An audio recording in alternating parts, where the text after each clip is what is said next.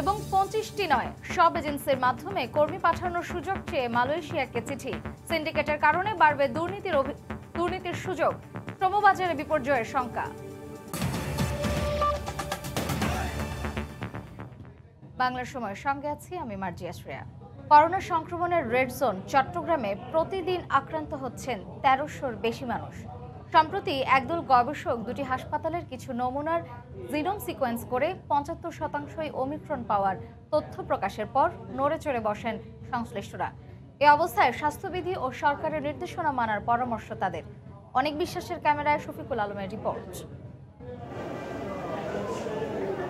প্রতিদিনই নমুনা পরীক্ষার জন্য ভিড় বাড়ছে উচ্চ ঝুঁকিতে থাকা বন্দরনগরী চট্টগ্রামে। বাড়ছে নতুন ভেরিয়েন্ট ওমিক্রনে আক্রান্তের সংখ্যাও। সম্প্রতি একদল গবেষক চট্টগ্রাম জেনারেল এবং মা ও শিশু হাসপাতালের 11টি নমুনার জিনোম সিকোয়েন্সিং করে, যার 75%ই ওমিক্রন ভেরিয়েন্ট বলে জানায় দলটি। হয়তো ডিসেম্বরের শেষ সপ্তাহ থেকেই মূলত চট্টগ্রামে ওমিক্রন ভেরিয়েন্টটি এসেছে এবং এটার কারণেই সম্ভবত যে এত বেশি কোভিড রোগীর সংখ্যা অত্যন্ত দ্রুততার সাথে বেড়ে গিয়েছে।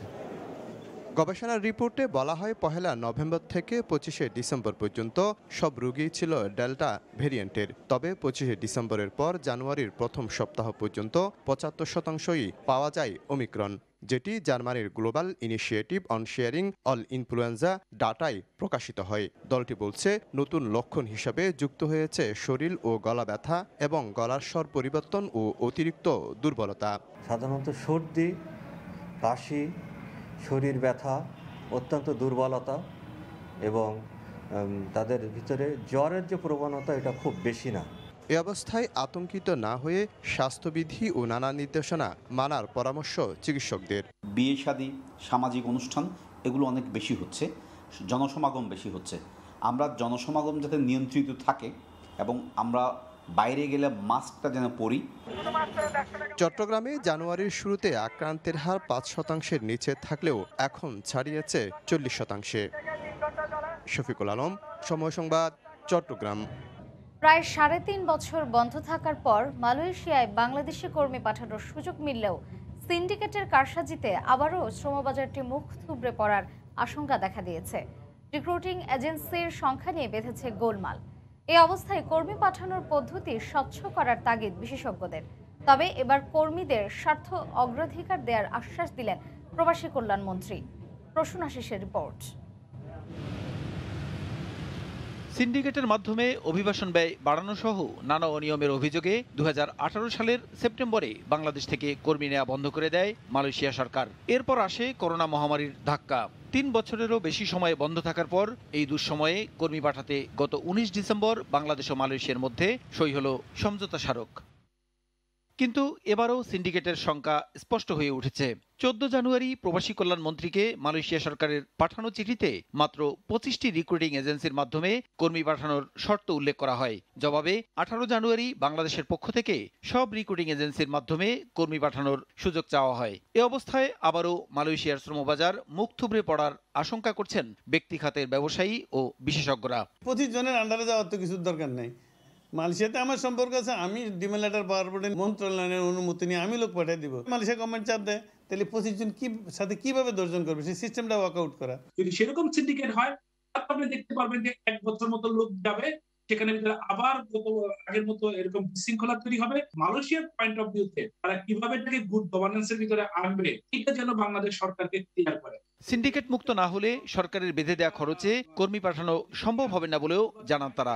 যখন সিন্ডিকেট হয়ে যায়, যখন আপনার মার্কেটটাকে কিছু ব্যক্তির আওতায় যদি লোক যদি বিদেশে পাঠানো হয়, সেই জায়গায় আলটিমেটলিও কিন্তু আপনার মাইগ্রেশন কস্ট বেড়ে যাবে। 1,40,60 লোক পাঠানো একেবারেই সম্ভব এবং এটা পাঠালে আমাদের লাভও হবে, কোনো রকমের অসুবিধা নেই। এদিকে কর্মীদের স্বার্থকে প্রাধান্য দেওয়ার কথা বলেন প্রবাসী কল্যাণ মন্ত্রী। আমি কিন্তু কোনো সিন্ডিকেট প্রমোট করতেছি না। এমওইউতে যেটা আছে ওরা কিন্তু ডাইরেক্টলিও নিতে পারে, আর ওরা through Malaysian recruiting agency through দিয়েও নিতে পারে। 1,60,000 ফিগার দেখতেছি না, আমি 1,60,000 অনেক নিচে দেখতেছি। নির্ধারিত অভিবাসন ব্যয় এর উপরে যদি কেউ যায়, তাহলে আমার হাতে যে আইনি ক্ষমতা আছে ওটা আমি প্রয়োগ করব। প্রবাসী কল্যাণ মন্ত্রণালয় কর্মী পাঠানোর ঘোষণা না দেওয়া পর্যন্ত কোনো রিক্রুটিং এজেন্সির সঙ্গে টাকা লেনদেন না করতেও কর্মীদের প্রতি আহ্বান জানান প্রবাসী কল্যাণ মন্ত্রী ইমরান আহমদ। কত টাকা দিতে হবে আর কোথায় দিতে হবে এটাও কিন্তু আমরা নির্ধারণ করে আপনাদেরকে জানাবো। প্রসূন আশিস, সময় সংবাদ, ঢাকা। বাংলার সময় আরও থাকছে। 3 সপ্তাহের ব্যবধানে গাজীপুরের সাফারি পার্কে 9 জেব্রার মৃত্যু। ব্যাকটেরিয়াজনিত সংক্রমণই কারণ, জানালেন প্রাণী বিশেষজ্ঞরা। গাজীপুরে বঙ্গবন্ধু শেখ মুজিব সাফারি পার্কে 9টি জেব্রার মৃত্যু হয়েছে। সাফারি পার্ক কর্তৃপক্ষ জানায় 3 সপ্তাহের ব্যবধানে এই 9টি জেব্রার মৃত্যু হয়। এ বিষয়ে তদন্ত করতে বিকেলে জেব্রার আবাসস্থল পরিদর্শন করে 4 সদস্যের বিশেষজ্ঞ দল। পরে তারা জানান, নিজেদের মধ্যে মারামারি ও ব্যাকটেরিয়াজনিত কারণে মারা যায় জেব্রাগুলো। বর্তমানে পার্কে জেব্রা রয়েছে 22টি। ইন্টারনাল কনফ্লিক্টের কারণে নিজেরা মারামারি করে আহত হয়ে 4টি জেব্রা মারা গেছে, আর বাকি 5টি জেব্রা বিভিন্ন ধরনের সমস্যা নিয়ে মারা গেছে। নিরাপত্তা বিধানের জন্য আমরা বলছি যে নিরাপত্তা কর্মী বাড়াইতে হবে। সেনসিটিভ প্রাণী যেগুলো আছে সেগুলোতে নাইট ভিশন সিসিটিভি ক্যামেরা লাগাতে বলছি। কোটি কোটি টাকা আত্মসাতের অভিযোগে চুয়াডাঙ্গায় ই-কমার্স প্রতিষ্ঠান আদিয়ান মার্টের অফিস ও মালিকের বাড়িতে তালা দিয়েছেন গ্রাহকরা। দুপুরে সদর উপজেলার নীলমণিগঞ্জ বাজার এলাকায় আদিয়ান মার্টের অফিস ও প্রতিষ্ঠানটির মালিক জুবাইর সিদ্দিকের বাড়িতে তালা দেওয়া হয়। পাওনা টাকার দাবিতে দেশের বিভিন্ন স্থান থেকে আসা অর্ধশতাধিক গ্রাহক মানববন্ধনও করেন। এর আগে লোভনীয় অফারে বিভিন্ন ধরনের পণ্যের বিজ্ঞাপনের মাধ্যমে কোটি কোটি টাকা হাতিয়ে নেওয়ার অভিযোগ ওঠে এই ই-কমার্স প্রতিষ্ঠানটির বিরুদ্ধে। অর্থ আত্মসাতের মামলায় প্রতিষ্ঠানটির সিইও জুবাইর সিদ্দিক, তার বাবা আবু বকর সিদ্দিক, ভাই মাহমুদ সিদ্দিক ও ম্যানেজার মিনারুল ইসলামকে গ্রেফতার করে র্যাব। সম্প্রতি জুবাইর ছাড়া সব আসামি জামিন পায়। ঋণ করে টাকা নিয়ে স্বনির্ভর হতে চেয়েছিলেন জামালপুরের হতদরিদ্র বয়স্ক নারীরা, কিন্তু এবার জুটেছে গ্রেফতারি পরোয়ানা। স্বনির্ভর বাংলাদেশ নামের একটি এনজিওর মাধ্যমে 17 বছর আগে ঋণ নেওয়ার পর ঋণ করা টাকা সুদে আসলে বেড়ে 4-5 গুণ হওয়ায় তা পরিশোধের জন্য চিঠি পেয়েছেন দরিদ্র এই নারীরা।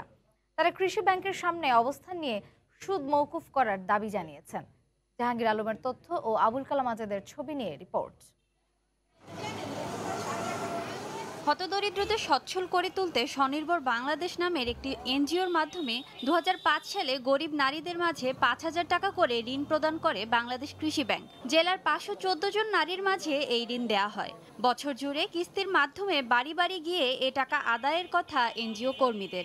ঋণ নিয়ে প্রথম কিস্তির টাকা পরিশোধ করার পর তাদের আবারও 8,000 টাকা করে দেওয়া হয়, কিন্তু এরপর আর এনজিও কর্মীরা ঋণের কিস্তি তুলতে যাননি। এর মাঝে এনজিওটির সঙ্গে চুক্তিও বাতিল হয়ে যায় ব্যাংকের। দীর্ঘ 17 বছর পর জামালপুর কৃষি ব্যাংক থেকে সুদে আসলে 32 থেকে 40,000 টাকা পরিশোধের নোটিশ পাঠানো হয় ঋণ গ্রহীতাদের। টাকা পরিশোধের নোটিশে গ্রেফতারি পরোয়ানা ও সম্পদ জব্দ করার কথাও উল্লেখ থাকায় আতঙ্ক ছড়িয়ে পড়ে এই দরিদ্র নারীদের মাঝে। ফলে দুপুরে তারা ভিড় জমান কৃষি ব্যাংকের সামনে। প্রথম মুন্নি আমাদের গ্রামে গেল, যাই বলল যে স্বনির্ভর একটা সমিতি আছে, তোমরা করবা। আমরা মুন্নির কথাই রাজি হয়ে গেলাম। নুন দিমু, ছাগল গরু কিনবা, উন্নতি হবো। এই কথা কয়ে 5,000 টাকা দিল। 5,000 টাকার মধ্যে আমরা কয়েক কিস্তি দিছি। টাকা পাবো যা তার সাথে নেই দিছে বেশি, কারো 40,000, কারো 35,000, কারো 45,000 করে নোটিশ দিছে। যদি লাভটা যদি মাফ করে দেয়, আসল টাকা যাই পাবো আমরা দিয়ে দিম। 2005 সালে দরিদ্র নারীদের স্বনির্ভর করতে এনজিওর মাধ্যমে ঋণ দেওয়া হয় বলে জানান ব্যাংক কর্মকর্তা। ব্যাংকে যেহেতু টাকা জমা হয় নাই, আমরা প্রথমে ঋণ গ্রহীতাদের খুঁজবো। এনজিও লোকেরা কি টাকা মারছে কিনা এটা তো ওই তাদের সাথে মানে গ্রাহক আর ওই যে ব্যাংকে আসলে তাদের ওই সময় কত টাকা কি ওইটা তো ওই সময় জানা যাবে। জামালপুর কৃষি ব্যাংক 514 জন নারীর মাঝে 92,47,000 টাকা ঋণ প্রদান করে, যা সুদে আসলে বেড়ে দাঁড়িয়েছে 1,35,04,000 টাকায়। সময় সংবাদ, জামালপুর। এই ছিল বাংলার সময়। সঙ্গে থাকুন সময়ে।